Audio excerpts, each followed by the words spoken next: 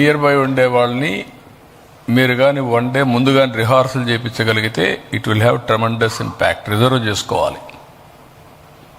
అది చేయగలుగుతారా? చేస్తే లాజిస్టిక్స్ ఏంటి, లాజిస్టిక్స్ పర్మిట్ చేస్తాయా అనేది మెయిన్ ఇష్యూ. ఎందుకంటే మనం అంతా రాష్ట్రంలో ఇక్కడ single location 3 lakh plus participation, around 26 kilometers 25 kilometers ఇప్పుడు మొత్తం చూసాం. ఒకవేళ జరగరాని సంఘటన జరిగితే ఇప్పటికైతే weather forecasting is positive, no rainfall on that day. Evening and morning లేదు కాబట్టి we are very happy for that as on today. అమావాస్య అయితే సముద్రం కూడా ఎనిక్కి కొడుతుంది, కానీ 5 రోజుల తర్వాత వస్తూ ఉంది. కాబట్టి దానికి కూడా ఒక 2 మనకు అడ్వాంటేజెస్. ఎంతవరకు సముద్రం వస్తుంది చూడాలి.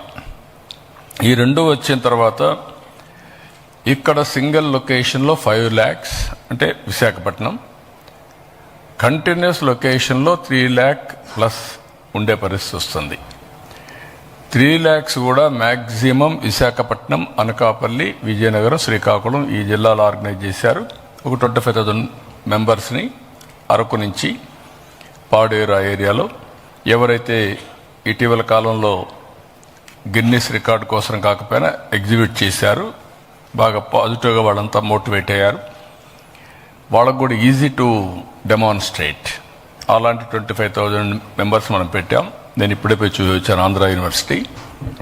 అక్కడ కూడా మనకు వచ్చింది ఏంటంటే 25,000 మందికి అరేంజ్ చేశారు.